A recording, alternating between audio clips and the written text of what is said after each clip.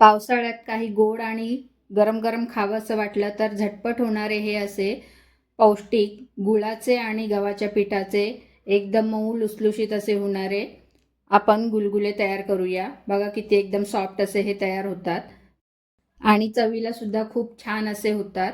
तर त्यासाठी मी एक पातेली घेतली, पातेलीमध्ये मी अर्धा कप चिरून घेतलेला गूळ घातला आणि पाऊण कप मी पाणी घालून घेतलं आणि गॅसवर ठेवून जोपर्यंत गूळ आपला हे विरघळत नाही तोपर्यंत आपल्याला हे गॅसवरती ठेवायचं आहे।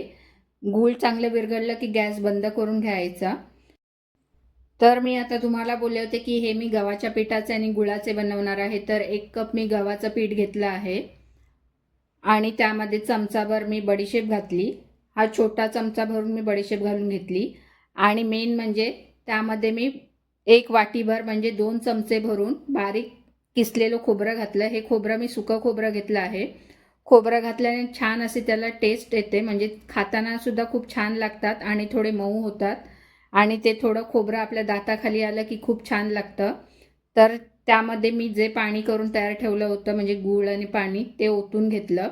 हे पहिलं मी थोडं घालून घेतलं होतं आणि राहिलेलं सुद्धा मी पुन्हा थोडं शिल्लक ठेवलं होतं ते सुद्धा मी त्यामध्ये पाणी घालून घेतलं आणि हळूहळू असं हे मिक्स करून घ्यायचं आहे। थोडं चिकटच आणि जड असं हे आपल्याला पहिला लागतं मिक्स करताना। बघा एकदम घट्ट असं हे तयार होतं। थोडं थोडं मग ते सैल व्हायला सुरुवात होतं। अशा तऱ्हेने मी हे मिक्स करून घेतलं। आता बघा हे चिकटच असं हे तयार होतं बॅटर। त्यामधला विस्कर काढला मी आणि चिमूटभर मीठ आणि 1 चिमूट किंवा पाव चमचा भरून मी हे खायचा सोडा टाकला आहे।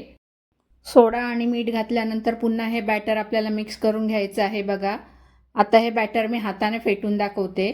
छान असं चिकट झालेलं आहे आणि तोपर्यंत मी हे गॅसवरती तेल गरम करत ठेवलं होतं।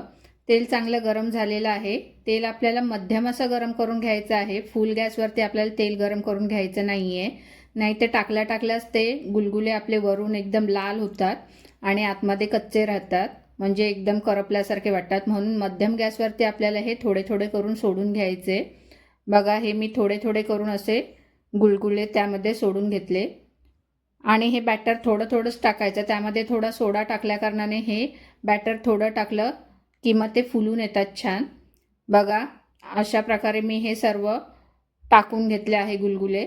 तर आता हे हलके झाल्यानंतर आपोआप ते वरती येत आहेत तेलामध्ये। बघा आता हे छान असे गुलगुले तेलामध्ये वरती आले की आपल्याला झाऱ्याने असे फिरवून घ्यायचे आहेत, म्हणजे दोन्ही बाजूने छान असे भाजून घ्यायचे आहेत। तर हे थोड्या थोड्या वेळाने मी हे असे परतवून घेतले आणि छान गोल्डन कलर येईपर्यंत आपल्याला हे भाजून घ्यायचे आहे, म्हणजे तेलात फ्राय करून घ्यायचे आहेत। बघा गोल्डन कलर आला की आपल्याला समजतं की ते आपले गुलगुले तयार झालेले आहेत। तर बघा छान असे हे सोनेरी होईपर्यंत मी गुलगुले म्हणजे तेलामध्ये तळून घेतले आहेत। तर आता हे गुलगुले आपले तयार आहेत। आता पहिली बॅच मी काढली आणि जे शेवटचं राहिलेलं होतं थोडं बॅटर त्याचे सुद्धा मी असेच गुलगुले तयार करून घेतले। थोडं थोडं बॅटर टाकून मी हे गुलगुले तयार करून घेतले।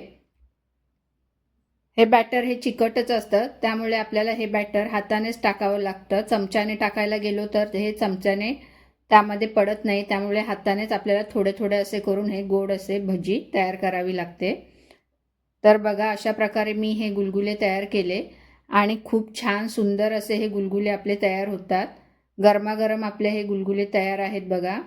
आणि अशाच प्रकारे मी हे सर्व गुलगुले तयार करून घेतले। साधारण 4 ते 5 मिनिटं आपल्याला भाजायला लागतात, म्हणजे फ्राय करायला लागतात। तर हे तयार आहेत गरमागरम असे गुलगुले आपले। बघा एकदम सॉफ्ट एकदम झालेले आहेत। बघा किती मऊ आणि जालीदार असे हे आपले गुलगुले तयार आहेत।